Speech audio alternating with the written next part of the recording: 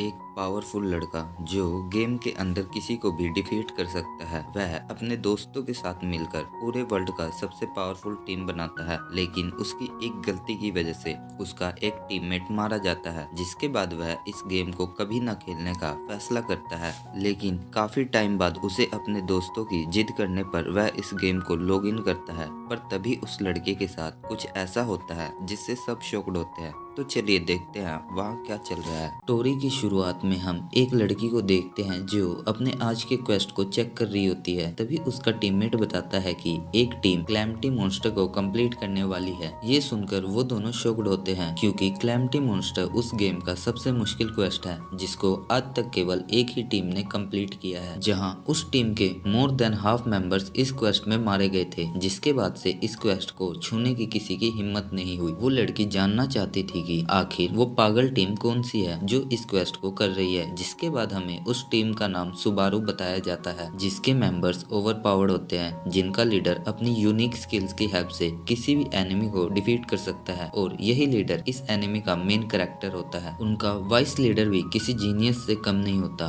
उनकी एक team member मेज भी होती है जो क्वीन ऑफ एलिमेंटस के नाम से पॉपुलर होती है, लेकिन उनमें से एक टीममेट के पास फ्यूचर देखने की एबिलिटी होती है जो बहुत ही रेयर एबिलिटी होती है, और उसका नाम आसा ही होता है, जो अपने लीडर्स हारुतो को न्यू क्वेस्ट के बारे में बता रही होती है। जिस पर वाइस लीडर टाकानोरी उस क्वेस्ट के बारे में बताता है जिसका नाम मिस्ट्री ऑफ डार्कनेस होता है, जो अभी नया नया बना है। इधर आसा ही इस क्वेस्ट को कंप्लीट करना चाहती थी, क्योंकि इस क्वेस्ट को अभी तक कोई भी टीम कंप्लीट नहीं कर पाई। जिस पर क्लाइव बताता है कि ऐसे छोटे मोटे क्वेस्ट तो बच्चे कंप्लीट करते हैं। जो सुन सात्सुकी बताती है कि यह क्वेस्ट बच्चों का नहीं है, क्योंकि इसका फाइनल बॉस बहुत पावरफुल है, जिस वजह से कोई भी टीम अभी तक इसे कंप्लीट नहीं कर पाई। जो सुन हारुतो बहुत एक्साइटेड हो जाता है और इस क्वेस्ट को कंप्लीट करने का फैसला करता है, जिस पर सभी लोग उसकी बात पर सहमत होते हैं। तभी हम देखते हैं सात्सुकी हारुतो को एक रिंग देती है, क्योंकि वह उस रिंग को यूज नहीं करती, इसलिए यह हारुतो के लिए प्रेजेंट होता है। इस पर क्लाइव उन दोनों का चिढ़ाने लगता है, जिससे सात्सुकी ब्लश करने लगती है। आसा ही यही चाहती है कि वो सभी हमेशा एक साथ ऐसे ही दोस्त बने रहे, पर क्लाइव उनसे रियल वर्ल्ड में नहीं मिल सकता था, क्योंकि वह किसी दूसरे कंट्री में रहता है, इसलिए वो इन पांचों से नहीं मिल सकता था। नेक्स्ट सीन में हम एक जंगल में आसाही और हारुतो को देखते हैं जो आपस में कुछ बातें कर रहे होते हैं, जहाँ सात्सुकी चुपके से उनकी बातें सुन रही होती है। इधर आसाही अपनी रिंग निकालकर हारुतो को देती है और उसे कुछ ऐसी बात बताती है जिसे सुनकर हारुतो और सात्सुकी दोनों शॉक्ड होते हैं। यहाँ हमें इनके बीच हुई बातों को बताया नहीं जाता। सीन कट होता है और हम देखते हैं वे सभी उस क्वेस्ट को कंप्लीट करने के लिए उस डंजन के अंदर जाते हैं, जहां वो सभी सामने आए हर एक मॉन्स्टर को इजीली डिफीट कर देते हैं, और ऐसा करके वो सभी फाइनल स्टेज पर पहुंच जाते हैं। सभी लोग आसाही की तारीफ करते हैं, क्योंकि उसकी हेल्प की वजह से ही वे लोग इतना इजीली डंजन के एंड तक पहुंच पाए, क्योंकि आप लोग जानते ही है कि आसाही अपनी एबिलिटी से फ्यूचर देख सकती है, इसलिए वह पहले ही अपने टीममेट्स को नेक्स्ट खतरे से अवेयर कर देती थी। तभी उनका सामना डंजन के बॉस से होता है, जिसे देख सभी मिलकर उस पर अटैक करते हैं, जहां उस बॉस को उनके अटैक से एक खरोच तक नहीं आती, क्योंकि उसकी रीजनरेशन पावर बहुत हाई होती है। उस पर हमला होते ही वो खुद को जल्दी ही हील कर लेता है, इसलिए उसका कोई भी अटैक बॉस मॉन्स्टर पर काम नहीं करता। हारुतो ओवर कॉन्फिडेंस होकर उस बॉस पर अटैक करने को बढ़ता है, लेकिन हम देखते हैं वो बॉस नाजुमी पर अपने स्वॉर्ड से हमला कर देता है, जिसे हारुतो किसी भी तरह बचा लेता है, पर एक स्वॉर्ड हारुतो को लग जाती है, जिससे वो इंजर्ड हो जाता है। जो देख बॉस अपने लेजर बीम से हारुतो पर अटैक करता है।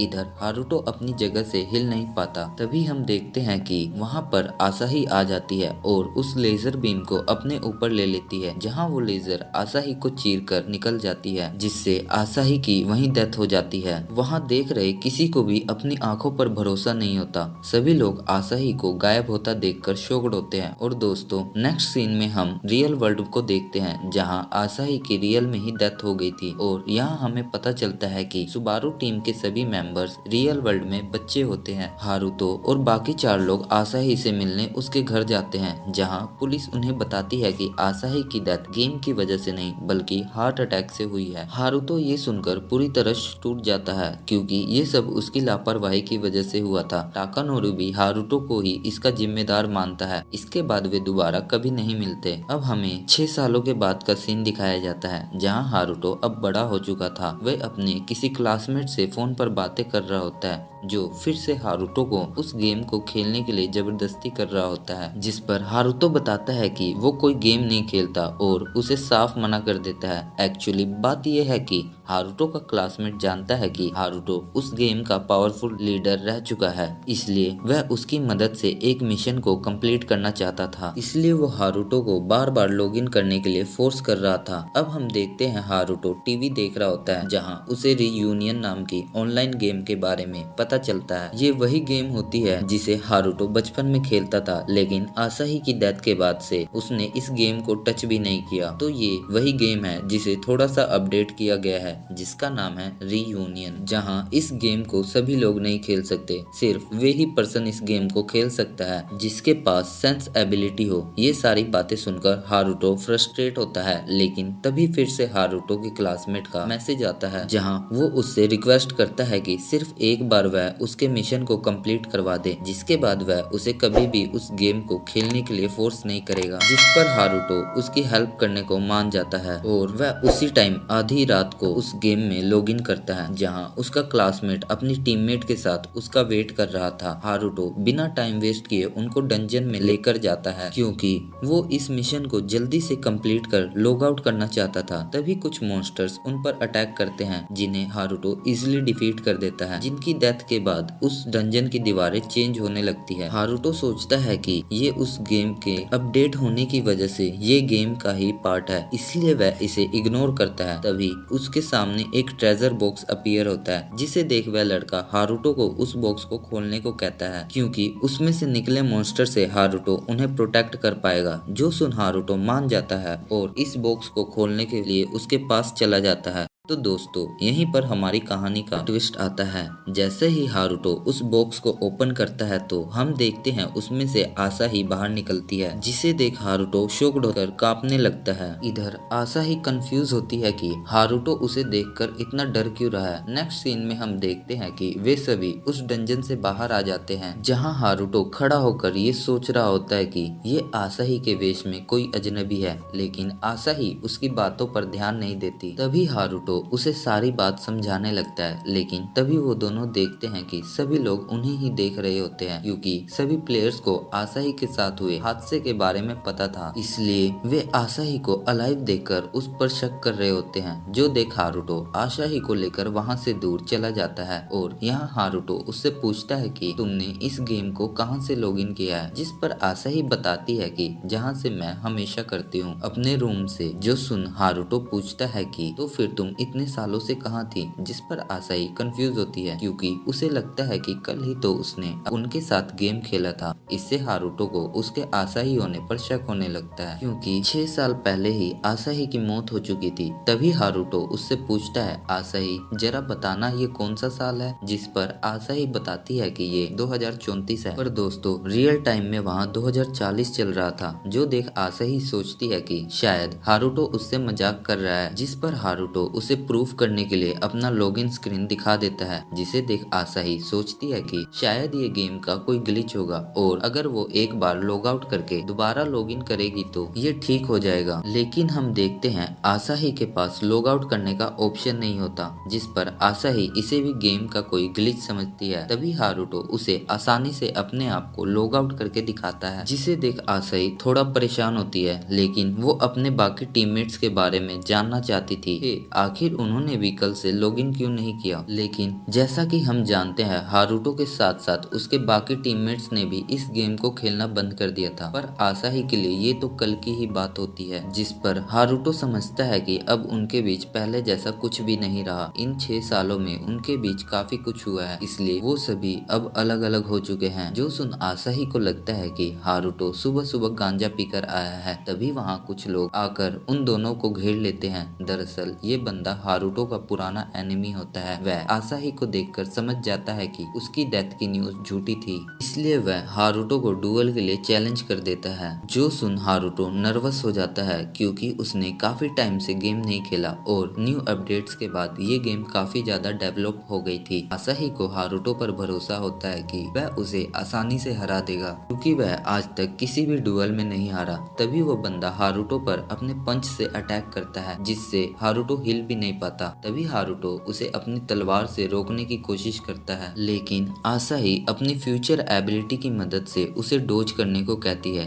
क्योंकि वो बंदा हारुतो के मुंह पर पंच करने वाला होता है। ये सुन उस बंदे को कंफर्म हो जाता है कि सचमुच आसाही फ्यूचर देख सकती है, इसलिए वह अब आसाही को अपनी टीम में आने का ऑफर देता है और हारुतो को मारने का सोचता है जिससे आसाही उसकी टीम को ज्वाइन कर ले। तभी वहाँ हम टाकानोरी को देखते हैं। वह अभी के टाइम इस गेम के टॉप गिल्ड इल्यूमिनाटी का मेंबर है, इसलिए वह बंदा उसे देखकर डर जाता है और टाकानोरी पर पंच करता है जिसे डोज कर वह टाकानोरी उसके कपड़े फाड़ देता है और वह बंदा शर्म के मारे वहां से भाग जाता है। इधर ये सब आसाही की समझ से बाहर था। नेक्स्ट सीन में हम फिर आसाही और टाकानोरी को आपस में बातें करते हुए देखते हैं। आसाही ये सोचकर खुश होती है कि अब तीनों मिलकर अपनी टीम को फिर से एक्टिव कर पाएंगे। जो सुन टाकानोरी हारुतो को अपनी टीम में लेने से मना कर देता है क्योंकि वह हारुतो से नफरत करता है क्योंकि उसका मानना था कि हारुतो की वजह से ही आसाही की डेथ हुई है और इसलिए वह हारुतो के साथ टीम नहीं बनाना चाहता था, जिस पर आसाही उसके साथ जाने के लिए मना कर देती है। ये सुन टाकानोरी वहां से चला जाता है। हारुतो आसाही को समझाता है कि वो अब एक टीम में नहीं रह सकते क्योंकि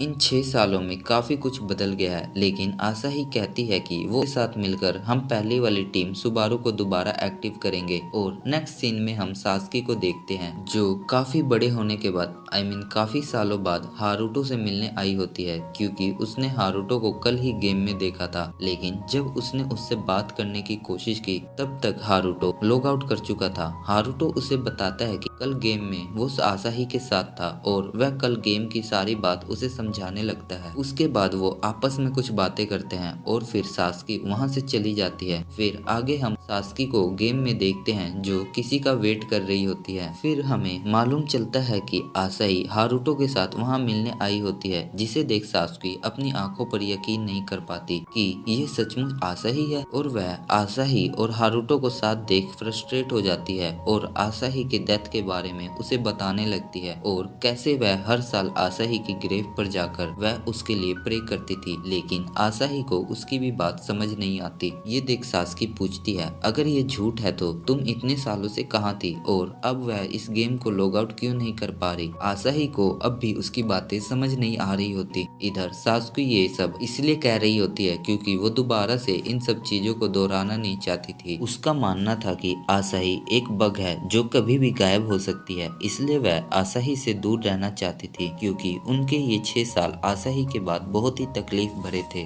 तभी उन पर कोई अटैक कर देता है जिसे हारुतो अपनी स्वॉर्ड से डोज कर लेता है। जहां हम देखते हैं दूसरे गिल्ड के मेंबर्स भी उन्हें घेर लेते हैं क्योंकि उन्हें भी आसाही की पावर्स के बारे में पता चल गया था, इसलिए वे भी हारुतो को मारकर आसाही को अपनी टीम में करना चाहते थे। सास्की अपनी पावर से उन्हें आसानी से डिफीट कर देती है क्योंकि वह इन 6 सालों में काफी ज्यादा पावरफुल हो गई थी और अब वह सभी एलिमेंटल पावर्स को एक साथ यूज कर सकती है। केवल हारुतो ही निकम्मा रह जाता है क्योंकि उसने इतने सालों में इस गेम को टच भी नहीं किया था। तभी हमें लाइटनिंग गिल्ड के लीडर को दिखाया जाता है। वे भी आसाही को अपनी टीम में लाना चाहते हैं, लेकिन टाकानोरी वहां आकर उस लीडर को समझाता है कि अगर उसने आसाही को टच भी किया तो वे पूरी लाइटनिंग गिल्ड को खत्म कर देगा। इधर आसाही हारुतो और सास्की के साथ अपने ओल्ड गिल्ड में आए हुए थे, जहां आसाही वह अपने आइटम्स ना पाकर रोने लगती है क्योंकि उसे अब दोबारा से उन्हें कलेक्ट करना पड़ेगा। बस वहां सासुकी द्वारा हारुतो को दिया हुआ रिंग पड़ा होता है। हारुतो थोड़ी देर के लिए अपने दिमाग को शांत करने बाहर आया होता है और एक लेक के सामने खड़ा होकर पास्ट के बारे में सोचने लगता है कि तभी वहां एक अनफैमिलियर सी लड़की आती है, जिसे देख हारुतो उसे भी और एनिमी की तरह समझ लेता है और बैटल मोड में आ जाता है। परंतु वो लड़की बताती है कि मैं यहाँ आसाही को लेने नहीं बल्कि तुम्हें कुछ बताने आई हूँ। मेरा नाम अलीशा है और मैं एक एम्पैथ हूँ जो अपनी एबिलिटी से किसी के भी माइंड को रीड कर सकती है। इस गेम की दुनिया में 6 तरह की सेंसेस है, लेकिन आसाही उनमें से एक भी नहीं, क्योंकि वह बहुत ज्यादा यूनिक है। इसलिए सभी लोग आसाही की सेंसेस पावर को पाना चाहते हैं। इसलिए हारुतो, तुम्हें ही आसाही को उन सभी से बचाना पड़ेगा। अब आगे हम आसाही और सासुकी को आपस में लड़ता हुआ देखते हैं। सासुकी आसाही को हारुतो से दूर रहने को कहती है। वह ओरिजिनल आसाही नहीं है, क्योंकि 6 साल पहले ही वह मर चुकी है। वो बस आसाही का इस गेम में बचा कुचा डाटा है, जो कुछ टाइम बाद अपने आप गायब हो जाएगा। सासुकी ऐसा इसलिए कर रही थी क्योंकि आसाही की डेथ के बाद हारुतो हमेशा सैड और सबसे दूर रहने लगा, क्योंकि उसकी मौत का जिम्मेदार हारुतो खुद को ही मान चुका था। उसने अपने सभी दोस्तों को छोड़ दिया और अकेले ही रहने लगा। आसाही की डेथ से हारुतो पूरा बदल गया है। ये सब बातें अभी भी आसाही को समझ नहीं आ रही थी, क्योंकि वो अभी भी अपने आप को अलाइव मानती है। उसका मानना है कि गेम के बग के कारण वह लॉग आउट नहीं कर पा रही है, पर सासुकी उसकी बातों पर भरोसा नहीं करती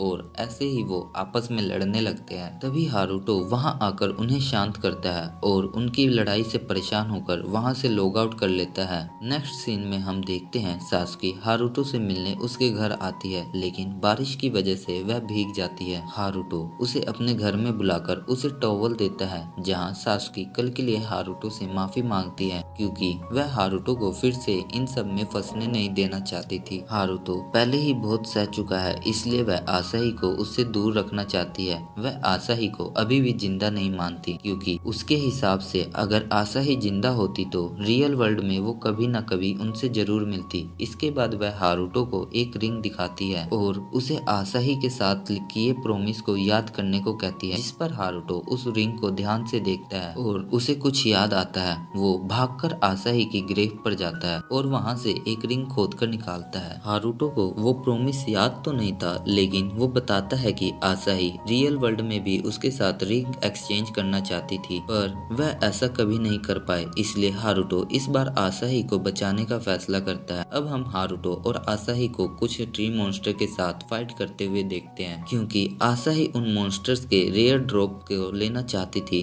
तभी एक ट्री मॉन्स्टर आसाही को पकड़ लेता है। इधर हारुतो उसे बचाने की कोशिश करता है, पर आसाही पानी में गिर जाती है। लेकिन आसाही जिस ड्रॉप को चाहती थी वो मिल जाती है, परंतु वह इसलिए दुखी हो जाती है क्योंकि उसे केवल एक ही ड्रॉप मिला होता है, लेकिन उसे ऐसे 2 ड्रॉप्स चाहिए थे। तभी हारुतो देखता है कि आसाही ने कुछ नहीं पहना होता और शर्माकर पीछे मुड़ जाता है, क्योंकि आसाही के भीग जाने के कारण उसने अपने कपड़े खोलकर वहीं सूखने के लिए रख दिया होता है। तभी आसाही हारुतो को पीछे से हक कर लेती है और उसे बताती है कि उसे रियल वर्ल्ड में जाना है, क्योंकि वह इस गेम से लॉग आउट नहीं कर पाने से बहुत दुखी है। वो अपनी फैमिली से दोबारा मिलना चाहती है। जो सुन हारुतो भी उसे हक कर लेता है और बताता है कि वह उसे अपनी उसकी फैमिली से मिलाने में उसकी हेल्प करेगा और उसे कभी भी अकेला ना छोड़ने का प्रॉमिस करता है। अब आसाही हारुतो को एक रिंग देती है। यहाँ हमें पता चलता है कि आसाही उसी रिंग को बनाने के लिए उस ट्री मॉन्स्टर का ड्रॉप कलेक्ट कर रही थी। तभी हारुतो उस रिंग को लेकर आसाही को पहना देता है। नेक्स्ट सीन में हम आसाही को वो रिंग सासुकी को दिखाते हुए देखते हैं।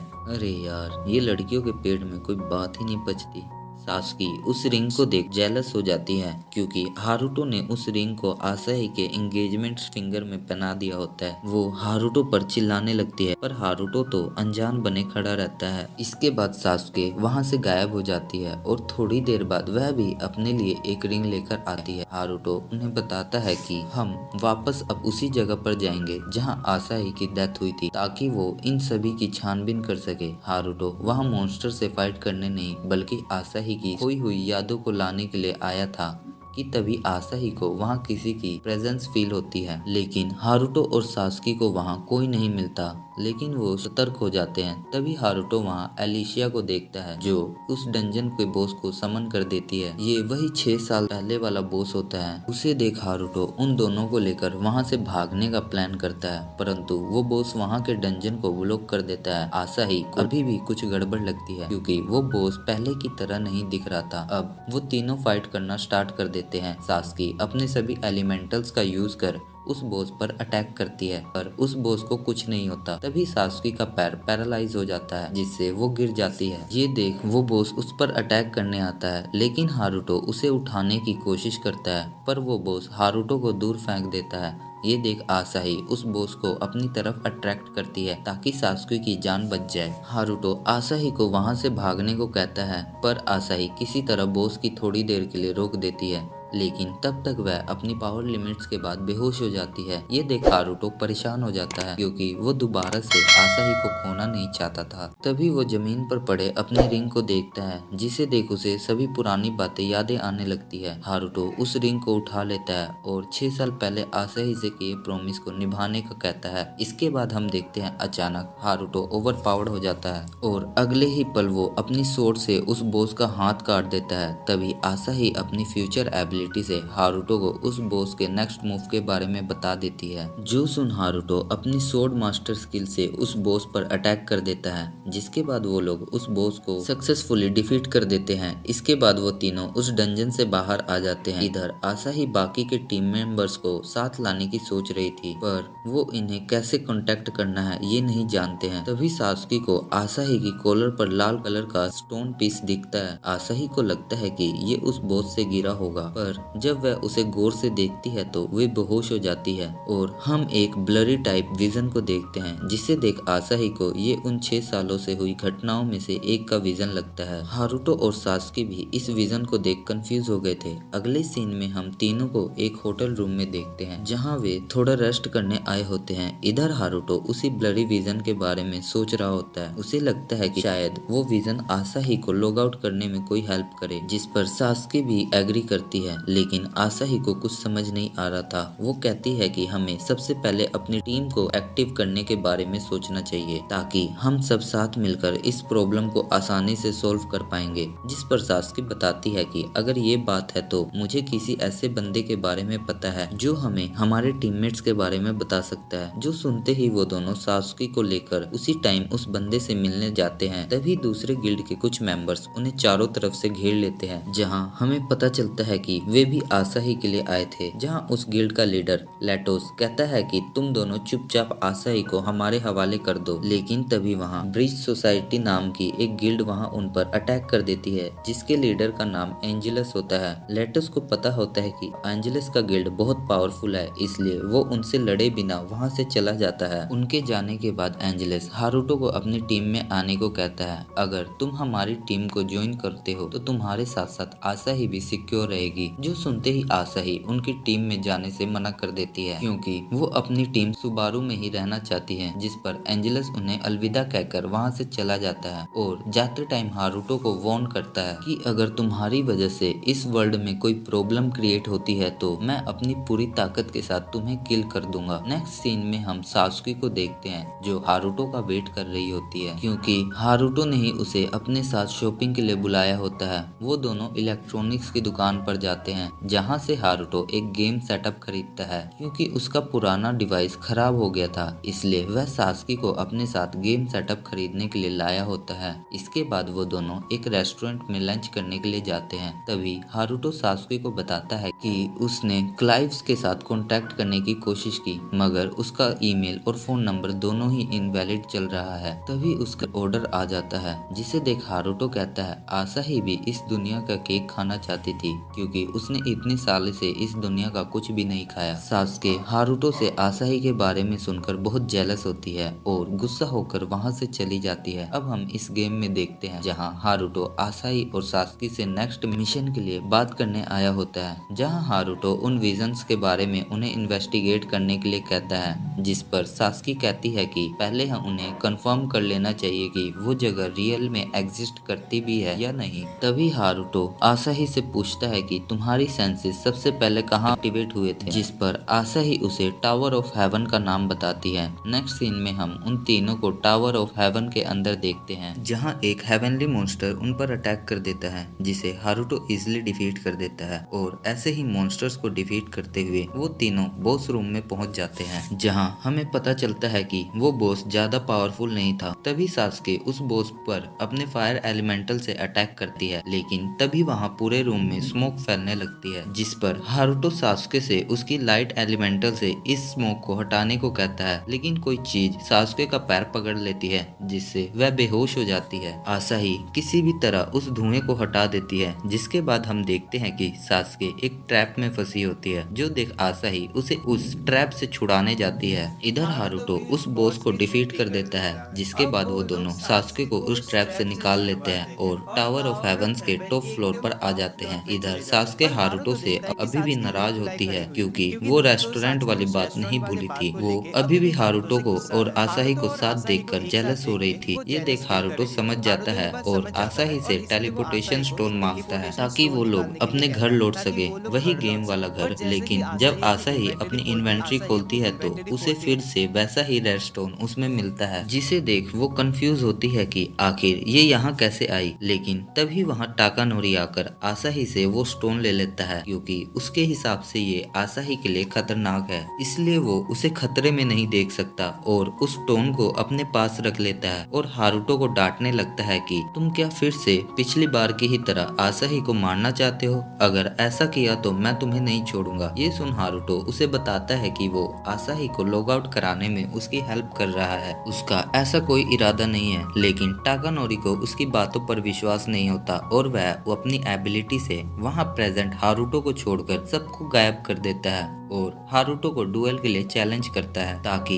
वह हारुतो को किल कर आसाही को सिक्योर कर सके। टाकानोरी फिर अपनी फुल पावर के साथ हारुतो पर अपने पंच से अटैक करता है, जिसे हारुतो डिफेंड कर लेता है। टाकानोरी हारुतो को आसाही से दूर रहने को कहता है, मुझे पता है कि आसाही इस गेम से लॉग आउट नहीं कर पा रही, इसलिए मैं भी हमेशा इस गेम में उसके साथ रहूंगा और कभी भी लॉग आउट नहीं करूंगा, जिससे आसाही और मैं एक साथ रहेंगे। ये सुन हारुतो गुस्सा होता है, क्या तुम आसाही की फीलिंग्स को समझते भी हो या नहीं? वह अपनी सुबारू टीम को एक्टिव करना चाहती है। इधर टाकानोरी आसाही को बचाने के लिए इतना पागल हो गया था कि वह उसकी ट्रू फीलिंग्स को नहीं समझ पाता और हारुतो को अपनी बकवास बंद करने को कहता है और उस पर अपना पावरफुल अटैक करता है, जिसे हारुतो अपनी एबिलिटी से उसके अटैक को ब्लॉक कर देता है। तभी सासुके टाकानोरी का डिफेंस तोड़ देती है और टाकानोरी की तरफ गन पॉइंट करके खड़ी होती है। ये देख टाकानोरी वहां से चला जाता है। सासुके भी इन सब से फ्रस्ट्रेट होकर लॉग आउट कर देती है। नेक्स्ट सीन में हम टाकानोरी को देखते हैं, जहां उसकी असिस्टेंट उसे बताती है कि लैटोस और एंजेलस ने उनके ऊपर अटैक किया है। इससे टाकानोरी को समझ आ जाता है कि वो दोनों मिलकर आसाही के पीछे पड़े हैं, इसलिए वो आसाही को अवेकन करने की तैयारी करता है। इधर हम हारुतो को देखते हैं, जो आसाही के साथ नोआची कॉन्टिनेंट पर आया होता है। वो दोनों यहाँ क्लाइव और नोजामी के बारे में पता करने आए थे, जहाँ कई लोगों से पूछताछ के बाद भी उन्हें कुछ नहीं पता चलता। फिर वो दोनों एक जगह रुककर थोड़ी देर रेस्ट कर रहे होते हैं। तभी सासुके भी लॉग इन करती है। आसाही सासुके को देखकर पूछती है कि क्या तुम्हारी तबीयत तो खराब नहीं? जो सुन सासुके उसे मना करती है, वो बिल्कुल ठीक है,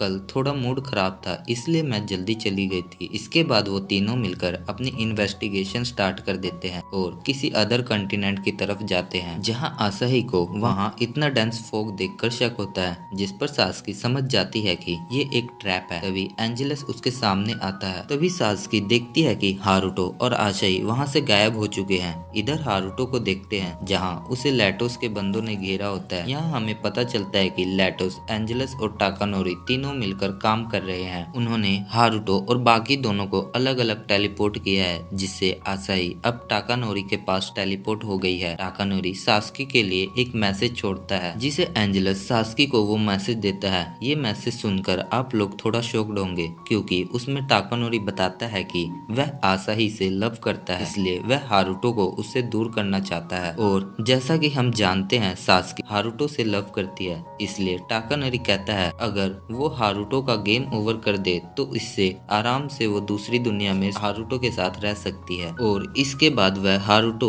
इस गेम को लॉगिन नहीं कर पाएगा, जिससे मैं भी आसाही के साथ यहाँ आराम से रहूंगा। ये प्लान सुनकर सासुके बहुत गुस्सा होती है, क्योंकि उसे पता होता है कि अगर हारुतो आसाही को इस बार हेल्प नहीं कर पाया तो वह पूरी तरह हताश हो जाएगा, जो सासुके नहीं चाहती। मैं हारुतो की हेल्प जरूर करूंगी, चाहे मुझे इसके लिए कितना भी जेलस क्यों ना होना पड़े।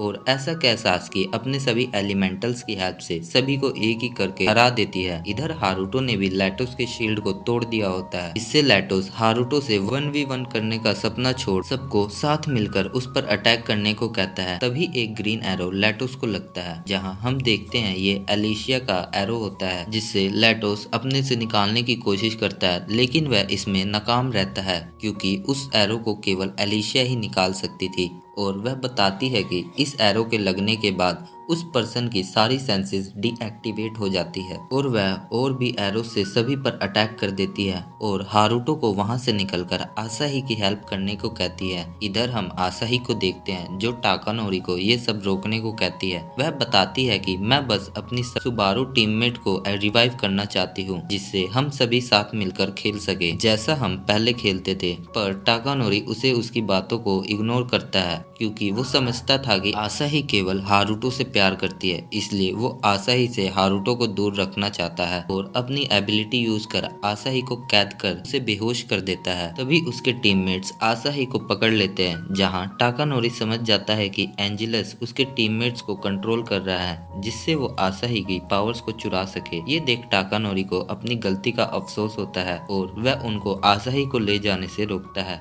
लेकिन तब तक एंजेलस के बंदे आसाही को वहां से ले जा चुके होते हैं। नेक्स्ट सीन में हम देखते हैं कि एंजेलस अनाउंस करता है कि वो और लैटोस की टीम अब से साथ मिलकर काम करेगी। अब उनकी टीम का नाम डिवाइन था, जो इस दुनिया का सबसे स्ट्रॉन्गेस्ट गिल बन गया था। इधर हारुतो आसाही को बचाने के लिए जा रहा होता है, तभी सास्की उसे रोकने की कोशिश करती है, मगर हारुतो उसकी एक नहीं सुनता। हारुतो इस टाइम पूरे गुस्से में होता है क्योंकि वो भागते भागते तंग आ चुका था। अब वह आसाही को किसी भी तरह बचाना चाहता था, भले ही उसके सामने कोई भी खड़ा हो, वह किसी को नहीं छोड़ता। वह सास्की को इस सब से दूर रहने को कहता है और अकेले ही जाने का फैसला करता है। इसके बाद हम हारुतो को बैटलफील्ड में देखते हैं, जहाँ उससे फाइट करने के लिए 3000 से भी ज्यादा प्लेयर्स खड़े थे, जिन्हें देख हारुतो इसे अपनी लाइफ का आखिरी बैटल समझता है और अकेला ही उनसे फाइट करने को आगे बढ़ता है। नेक्स्ट सीन में हमें सुबारू टीम का फ्लैशबैक दिखाया जाता है, जहां वे सभी मिलकर एक मॉन्स्टर से फाइट कर रहे होते हैं। यहां हमें पता चलता है कि इस मोमेंट के टाइम आसाही की पहली बार फ्यूचर देखने की एबिलिटी एक्टिवेट हुई थी,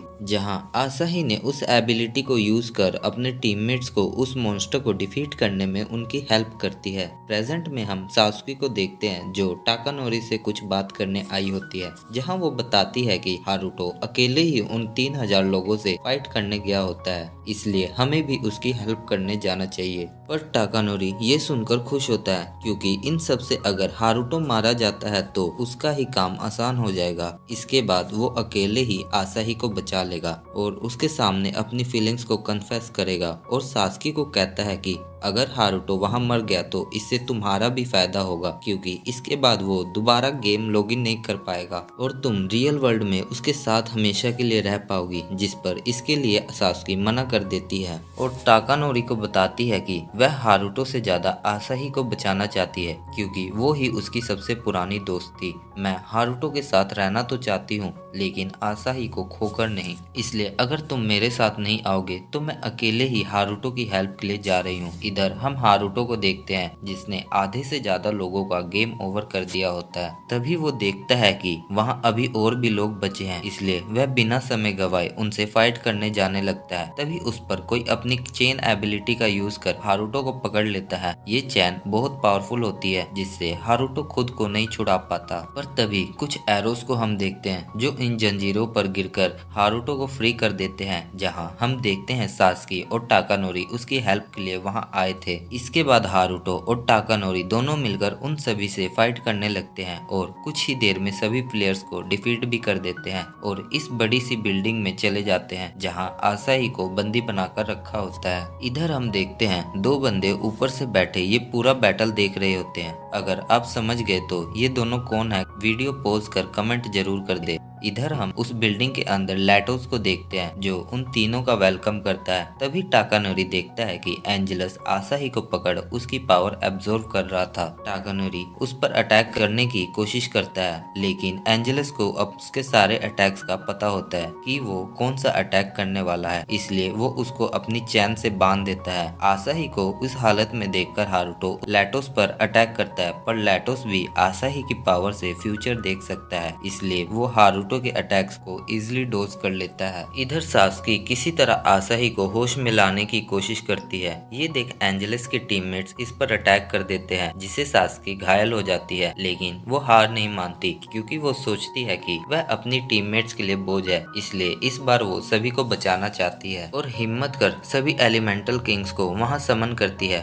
और उनके पावर्स को कंबाइन कर वह सबको डिफीट कर देती है। इससे एंजेलस और लैटोस शॉक होते हैं कि आखिर कैसे सास्की अकेले ही इतने सारे प्लेयर्स को डिफीट कर सकती है। इसके बाद एंजेलस अपना आखिरी दाव चलने को कहता है और यह कह वह एक ब्लैक मैजिक बॉल लैटोस के अंदर घुसा देता है। यहाँ हमें बताया जाता है कि इस बॉल में एंजेलस ने 3000 लोगों के नेगेटिव इमोशंस को स्टोर कर रखा होता है और इन्हीं इमोशंस की वजह से लैटोस एक भयानक मॉन्स्टर में चेंज हो जाता है। इधर आशाही होश में आ जाती है और सास्की को सुबारू टीम का स्पेशल अटैक करने को कहती है, जिसके बाद सास्की टाकानोरी के साथ मिलकर अपनी पावर को हारुतो के साथ कंबाइन करते हैं, जिससे हारुतो ओवर पावर्ड हो जाता है और एक ही अटैक में उस लैटोस को डिफीट कर देता है। ये देख एंजेलस वहां से भागने की कोशिश करता है, लेकिन टाकानोरी उसे एक पंच करता है और सास्के उसे अपने फायर एलिमेंट्स की हेल्प से बर्न कर देती है, जिससे एंजेलस डिफीट हो जाता है। इसके बाद हम देखते हैं टाकानोरी आशाही से कुछ बातें करता है और आशाही को रेड स्टोन वापस करता है, जिसे लेते ही उन्हें फिर से एक ब्लरी विजन दिखता है जहां कुछ लोग एक्सपेरिमेंट्स की बातें कर रहे होते हैं, लेकिन किसी को कुछ समझ नहीं आता। इधर आशाही इन सब बातों को छोड़ टाकानोरी को फिर से सुबारू टीम में आने को कहती है, जिस पर टाकानोरी मना कर देता है और जाने से पहले हारुतो को और भी पावरफुल बनने को कहता है, ताकि जब वह अपना पुराना हिसाब उससे लेने आए तब तक हारुतो आशाही को सेव करके रखे, और ऐसा कह वह वहां से चला जाता है। इसके बाद हम देखते हैं बैटल जीतने के बाद सास्की और आशाही बीच पर एंजॉय कर रही होती है। इधर हम हारुतो को देखते हैं जो अलग से उनसे दूर खड़ा होता है, क्योंकि इस इंटेंस बैटल के बाद वो थोड़ा रेस्ट करना चाहता था, लेकिन तभी आशाही वाटर गन से उसे भिगा देती है और उसे उनके साथ एंजॉय करने को कहती है, जो सुनते ही हारुतो अपने मैजिक रिंग की हेल्प से उन पर एक बड़ी सी लहर फेंक देता है और उनके साथ मस्ती करने लगता है। नेक्स्ट सीन में हम देखते हैं वो तीनों एक जहाज पर होते हैं जिसके कैप्टन का नाम एल्मिडा होता है। दरअसल वो तीनों लॉस पेंटागन नाम की किसी जगह पर जा रहे होते हैं, क्योंकि उन्हें पता चलता है कि लॉस पेंटागस की गहराई में एक एंशिएंट सोर्ड है जिसे कभी भी तोड़ा नहीं जा सकता, जिसे हारुतो किसी भी तरह पाना चाहता है। एल्मिडा उन तीनों को वहीं उस सोर्ड के आसपास उतार देती है ताकि उन्हें उस सोर्ड को ढूंढने में मुश्किल ना हो। अगले सीन में हम देखते हैं हारुतो, सास्की और आशाही वो तीनों पानी के अंदर उस सोर्ड को ढूंढ रहे होते हैं, पर उन्हें वो सोर्ड कहीं नहीं मिलती। इससे हारुतो परेशान हो जाता है। मुझे समझ नहीं आ रहा कि हम इतने बड़े समुद्र में उस सोर्ड को कहाँ ढूंढेंगे। तभी आशाही को उस तलवार की प्रेजेंस फील होने लगती है, जिससे उसे उस सोर्ड की लोकेशन का पता चल जाता है, जो सुनते ही तीनों उस डायरेक्शन में जाने लगते हैं और रियलिटी में ही उन्हें वहाँ एक सोर्ड गड़ी मिलती है। उस सोर्ड को देख सास्की कहती है कि ये कोई मामूली सी सोर्ड है जो यहाँ ऐसे ही गड़ी है, लेकिन हारुतो अपनी फाइटिंग स्किल से उस सोर्ड की एनर्जी को फील कर रहा था, जिससे उसे विश्वास हो जाता है कि ये वही सोर्ड है जिसे वो ढूंढ रहे थे और इस सोर्ड का नाम लाइडस होता है। हारुतो जैसे ही उस सोर्ड को टच करता है तभी वहाँ की जमीन में से एक जायंट ड्रैगन मॉन्स्टर निकलता है, जिसका नाम आइगर होता है और इसे किंग ऑफ द डेप्थ सी के नाम से जाना जाता है, क्योंकि वो हमेशा समुद्र की गहराइयों में रहता है। उन्हें देखते ही वो मॉन्स्टर उन पर अटैक कर देता है, लेकिन हारुतो किसी भी तरह से उसके अटैक को ब्लॉक कर लेता है और उसको मारने के लिए आगे बढ़ता है। जो देख वो मॉन्स्टर अपने एक ही अटैक से हारुतो को दूर फेंक देता है और वह मॉन्स्टर आशाही को खाने वाला होता है, पर तभी एक रेड सोर्ड उसके मुंह में आकर फंस जाती है, जिससे आशाही बच जाती है। इधर हम देखते हैं ये सोर्ड अटैक किसी और ने नहीं बल्कि क्लाइव ने किया होता है। इसके बाद वो उस मॉन्स्टर की आंखों पर अटैक कर उन सभी को वहां से भागने को कहता है। फिर वो तीनों किसी भी तरह शिप पर वापस आ जाते हैं। तभी उन्हें पता चलता है कि क्लाइव उनके साथ नहीं आया, उसने ने उनके लिए एक मैसेज छोड़ा होता है जिसमें वह बताता है कि उसे कुछ अर्जेंट काम है, इसलिए वह जा रहा है। नेक्स्ट सीन में हम हारुतो और सास्की को देखते हैं जो ताकानोरी के रेस्टोरेंट में उससे मिलने आए होते हैं, क्योंकि ताकानोरी उनसे आसाही के बारे में कुछ पूछना चाहता था और उन्हें बताता है कि इन सब क्रियाक्रम के पीछे जेनोसिस का हाथ है। जेनोसिस सबसे पावरफुल गिल्ड में से एक है जो अपना सभी काम सीक्रेट तरीके से करते हैं, लेकिन एक दिन कुछ लोगों ने मिलकर जेनेसिस के सीक्रेट के बारे में पता लगा लिया था, पर अगले ही दिन उन सभी लोगों की मिस्टीरियस तरीके से डेथ हो जाती है। साथ ही वह बताता है कि एंजेलस और लैटोस ने जेनेसिस के ऑर्डर पर ही आसाही को किडनैप किया था, जो सुन हारुतो कंफ्यूज होता है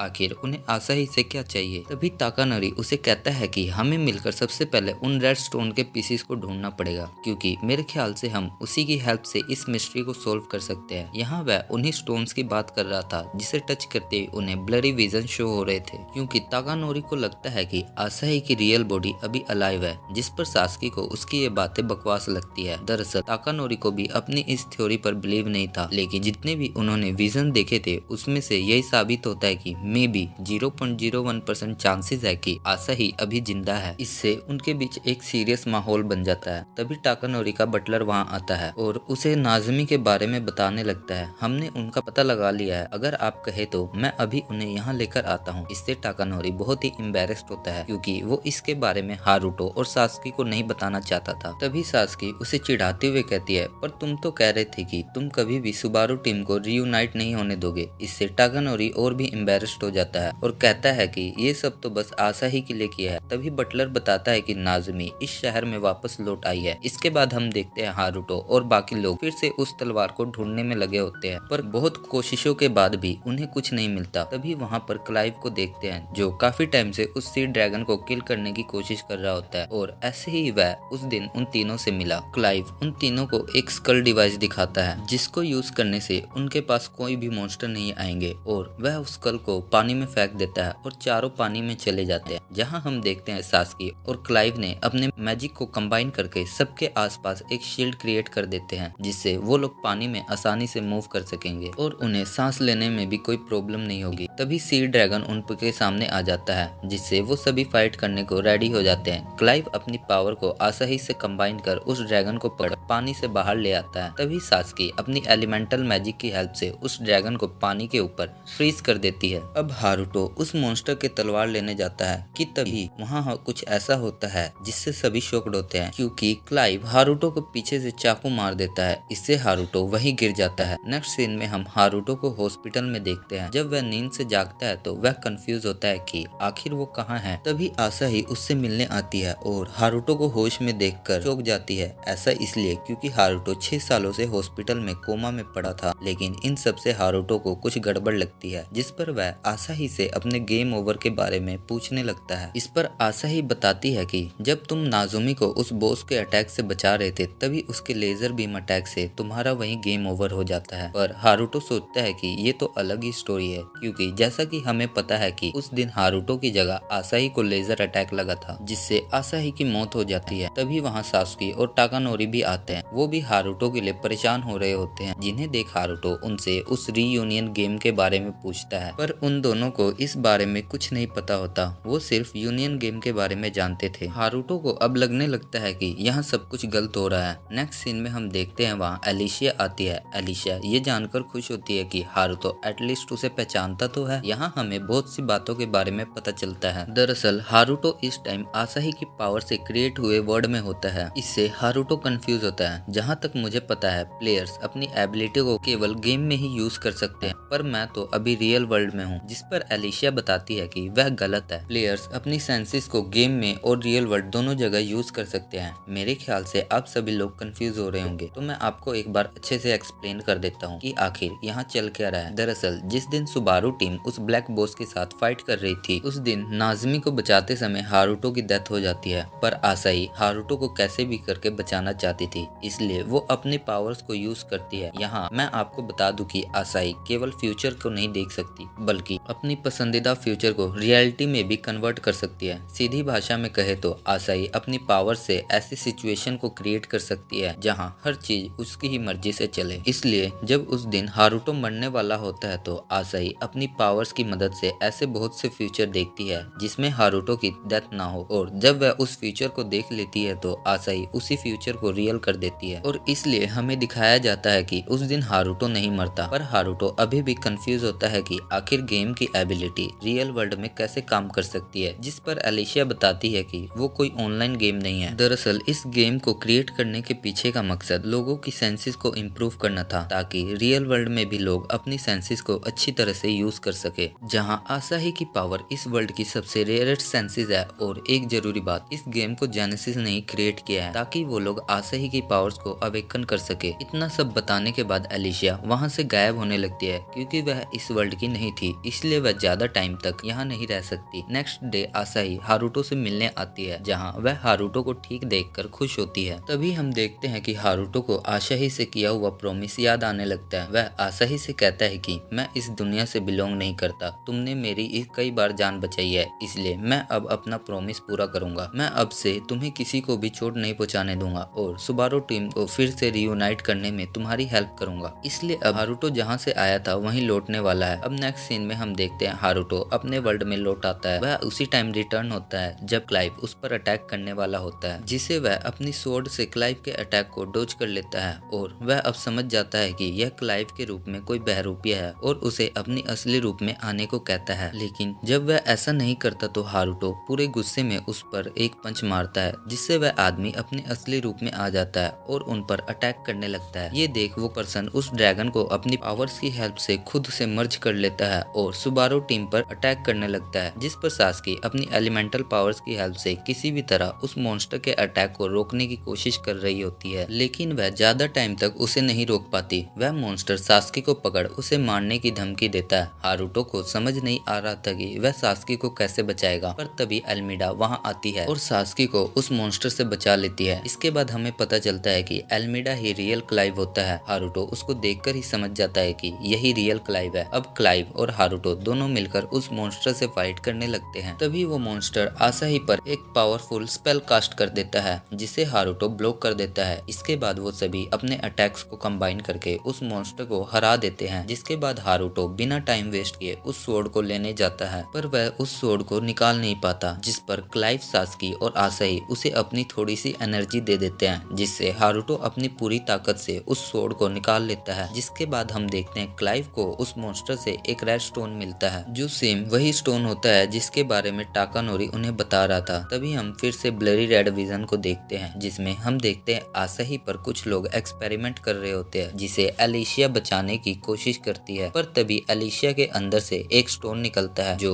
बहुत से पीसेज में डिवाइड हो जाता है, जिन्हें हारुतो और उसकी टीम को अब कलेक्ट करने पड़ेंगे ताकि उन्हें इसकी सच्चाई का पता चल सके। नेक्स्ट सीन में हम देखते हैं हारुतो उन्हें बता रहा होता है कि कैसे वह आसाही की पावर से एक दूसरे डायमेंशन में चला गया था और आसाही अपनी पावर से किसी भी फ्यूचर को रियल बना सकती है। जो सुन टाकानोरी को उसकी बातें बकवास लगती है, जिससे वो दोनों आपस में झगड़ने लगते हैं। ये देख क्लाइव भी हंसने लगता है, ओह तुम दोनों अभी भी नहीं बदले। इसके बाद वह उन्हें बताता है कि जेनेसिस के लोग बहुत पावरफुल है, अगर उन्हें आसाही को प्रोटेक्ट करना है तो सबसे पहले उन्हें आसाही की पावर्स को अवेकन करना होगा। तभी सास्की को नाजुमी की बात याद आती है। इसके बाद सीन कट होकर हमें हारुतो और सास्की को नाजुमी के साथ एक कैफे के अंदर दिखाया जाता है, जहाँ नाजुमी उन्हें बताती है कि वह अब एक मॉडल है और वह रीयूनियन गेम के बारे में कुछ नहीं जानती, क्योंकि उसने काफी समय से इस गेम को नहीं खेला। फिर वो दोनों मिलकर नाजुमी को आसाही के बारे में बताने लगते हैं और उसे उनके साथ हुए सभी इंसिडेंट को समझाने लगते हैं और नाज़मी को उस गेम को फिर से खेलने को कहते हैं, जिस पर नाज़मी आसाही की हेल्प करने को तैयार हो जाती है और उन्हें वहां से गुड बाय कहकर चली जाती है। नेक्स्ट सीन में हम देखते हैं हारुतो और बाकी सभी लोग नाज़मी का गेम में वेट कर रहे होते हैं, पर वह ऑनलाइन नहीं आती। जिसके बाद हारुतो, टाकानोरी और सास्की गेम लॉग आउट कर नाज़मी से मिलने उसके घर आए होते हैं, जहाँ उन्हें पता चलता है कि नाज़मी कल रात से ही घर पर नहीं आई हुई है। तभी टाकानोरी वहाँ टेबल पर वो गेम देखता है, जिसे वह अपने मोबाइल से कनेक्ट करता है तो उसे पता चलता है कि इस गेम को 2 दिन पहले ही नाज़मी ने लॉगिन किया था। अगले सीन में हम देखते हैं क्लाइव नाज़मी के बारे में सभी को वीडियो कॉल की हेल्प से बता रहा होता है, जहाँ वह बताता है कि नाज़मी अभी भी गेम में ही है, जिस पर हारुतो कंफ्यूज होता है कि आखिर नाज़मी ने लॉगिन किया तो किया कहाँ से, क्योंकि उसकी रियल बॉडी तो घर पर ही नहीं है। क्लाइव बताता है कि उसे इसके बारे में नहीं पता, पर मैं इतना जरूर जानता हूँ कि नाज़मी इस टाइम कहाँ पर है। जो सुनते ही वे सभी नाज़मी को ढूंढने के लिए गेम में लॉगिन करते हैं और ड्रैगन फोर्ट्रेस नाम की एक जगह पर आ जाते हैं, जहाँ हम देखते हैं कि वो कासल नाज़मी की पावर से बना होता है। वो सभी नाज़मी को ढूंढने के लिए उस कासल में आते हैं, पर तभी कुछ पपेट्स मॉन्स्टर उन पर अटैक कर देते हैं, जिन्हें आशा ही बात करके समझाने की कोशिश करती है, पर वो पपेट्स उस पर ही अटैक कर देते हैं। लेकिन हारुतो उसे बचा लेता है। अब सभी लोग मिलकर उन मॉन्स्टर से फाइट करते हैं और उन्हें डिफीट कर देते हैं, पर तभी उन्हें किसी को हंसने की आवाज सुनाई देती है, जहां वो देखते हैं कि ये हंसी नाज़मी की होती है, जो ऊपर बैठे हंस रही थी, जिसे देख उन्हें यकीन ही नहीं होता कि ये नाज़मी है, क्योंकि उसका बिहेवियर पूरी तरह चेंज हो चुका था। तभी वहाँ जेनेसिस के 2 मेंबर आते हैं। ये जोकर जेनेसिस का 5th मेंबर होता है, जिसका नाम सेरिंथस होता है, और ये लड़की जिसका नाम मार्शियस होता है वह जेनेसिस की 4th मेंबर होती है। और यहाँ हमें पता चलता है कि नाज़मी ने जेनेसिस को ज्वाइन कर लिया है और वह इस कासल को उन सभी को फंसाने के लिए बनाया होता है, ताकि वह उन सभी को एक ही बार में खत्म कर सके। ऐसा कहते ही नाज़मी के बहुत से मॉन्स्टर हारुतो और सभी पर अटैक कर देते हैं, जिन्हें सभी मिलकर हराने लगते हैं। इसके बाद हारुतो अपनी सोर्ड पावर से मार्शियस पर अटैक करता है, पर मार्शियस अपनी एबिलिटी की हेल्प से उसके अटैक को एब्जॉर्ब कर लेती है, जिस पर नाज़मी बताती है कि ये एक स्पेशल एबिलिटी है जिसे इन दोनों ने अपनी पावर्स को कंबाइन करके बनाया है। इसकी हेल्प से वो कोई भी अटैक को एब्जॉर्ब कर सकते हैं। टाकानोरी नाज़मी को इस तरह देखकर कंफ्यूज होता है। सास्की भी उसे समझाती है कि हम तुम्हें यहाँ बचाने के लिए आए हैं, पर नाज़मी उनकी बातों को नजरअंदाज कर देती है और उन सभी पर अपना स्पेशल अटैक करती है, जिसका पहला शिकार आशा ही बनती है। वह पागलों की तरह चिल्लाने लगती है। दरअसल नाज़मी ने अपने स्पेशल अटैक से आशा ही को एक बुरा सपना दिखाया होता है। इसके बाद सेरिंथस और मार्शियस नाज़मी को लेकर वहाँ से चले जाते हैं, जिनके जाने के बाद वो कासल टूटने लगता है, पर सास्की अपने एलिमेंटस की हेल्प से सभी को वहाँ से बाहर ले आती है। नेक्स्ट सीन में हम देखते हैं हारुतो और आसाही एक दूसरे से बातें कर रहे होते हैं। अब आसाही पहले से ठीक होती है। आसाही को अभी भी विश्वास नहीं हो रहा था कि नाज़मी उनकी एनिमी बन गई है। तभी क्लाइव और सास्की वहाँ आते हैं और बताते हैं कि टाकानोरी ने अपने टीम मेंबर्स को नाज़मी के सर्च मिशन पर भेजा है। इधर टाकानोरी हारुतो और सास्की को फिर से अपने रेस्टोरेंट पर बुलाता है, क्योंकि उसे लग रहा था कि शायद नाज़मी उसकी वजह से ही बदल गई है, पर वह नहीं जानता कि आखिर इसने ऐसा किया क्यों। तभी सास्की कहती है कि आखिर तुम दोनों इतने बेवकूफ क्यों हो, तुम्हें लड़कियों के बारे में कुछ भी क्यों नहीं समझ में आता, और उन्हें कुछ बताने लगती है। जैसा कि हम जानते हैं कि नाज़मी टाकानोरी से लव करती है, पर उस रात जब नाज़मी लॉगिन करती है तो वह गेम के मेन हॉल में चली जाती है, जहाँ वह एक डांस पार्टी देखती है, जिसमें टाकानोरी और सास्की एक साथ डांस कर रहे होते हैं, जो देख नाज़मी जेलस होकर वहाँ से चली जाती है और इसी वजह से वह इतना बदल गई है। टाकानोरी को अब सब बातें समझ में आ जाती है और वह नाज़मी को हेल्प करने की कहता है, पर तभी उन तीनों का सर घूमने लगता है, जिससे उनको वीकनेस होने लगती है और वो देखते हैं कि टाइम बड़ी तेजी से बीत रहा होता है। तभी हमें टाकानोरी के पीछे एक आदमी को दिखाया जाता है। हारुतो उससे पूछता है कि क्या इन सब के पीछे तुम्हारा हाथ है? तभी हमें बताया जाता है कि वह जेनेसिस का बंदा होता है, जो सुनते ही हारुतो उसे पकड़ने को आगे बढ़ता है, पर तभी वह बंदा उन सभी को आसाही को ग्रो करने में उनकी हेल्प के लिए थैंक्स कहता है और वहां से चला जाता है, जिसके बाद सब नॉर्मल हो जाता है। इसके बाद वो तीनों गेम में आसाही के पास आ जाते हैं, क्योंकि उन्हें आसाही की फिक्र हो रही थी। वो तीनों मिलकर उस बंदे के बारे में क्लाइव को भी बताते हैं, पर तभी अचानक उनका घर हिलने लगता है, लेकिन वो सभी किसी भी तरह वहाँ से बाहर निकल आते हैं। तभी सास्की वहाँ एक बड़े से टावर को देखती है, जिसका नाम व्हाइट वाटर स्पिरिट होता है। ये वही टावर है जिसे 6 साल पहले सुबारू टीम ने क्लियर किया था, लेकिन यह ओरिजिनल टावर नहीं है, इसे नाज़मी ने क्रिएट किया होता है। इसलिए वे लोग उस टावर में नाज़मी को ढूंढने चले जाते हैं, जहाँ बहुत ढूंढने पर भी उन्हें कुछ नहीं मिलता। जब वो सभी आगे बढ़ने लगते हैं, तभी आसाही उन्हें अलर्ट करती है कि उन पर अटैक होने वाला है, जो सुनते ही सभी अटैक मोड में आ जाते हैं, पर वहाँ कुछ नहीं होता। जिस पर हारुतो कहता है कि मुझे लगता है तुम्हारी तबीयत अभी ठीक नहीं है, इसलिए हमें यहाँ से अभी वापस चलना चाहिए। पर आसाही उनकी बात नहीं मानती और सभी मिलकर टावर के टॉप फ्लोर पर आ जाते हैं, जहाँ पर नाज़मी उनका ही वेट कर रही होती है। वो सभी नाज़मी से कहते हैं कि आखिर तुम ये सब क्यों कर रही हो, हम सभी तुम्हारे दोस्त हैं। पर नाज़मी उन सभी से नफरत करती है और उन्हें मारना चाहती है। टाकानोरी कहता है कि मुझे पता है कि जेनेसिस तुम्हारे माइंड को कंट्रोल कर रहा है, पर तभी नाज़मी एक फ्यूरियस मॉन्स्टर में चेंज हो जाती है। साथ ही सेरिंथस और मार्शियस भी वहाँ आ जाते हैं और हारुतो की टीम पर अटैक कर देते हैं। सभी लोग मिलकर उन मॉन्स्टर से फाइट करने लगते हैं, पर तभी आसाही को फिर से नाज़मी के अटैक का असर होने लगता है, जिसका फायदा उठाकर सेरिंथस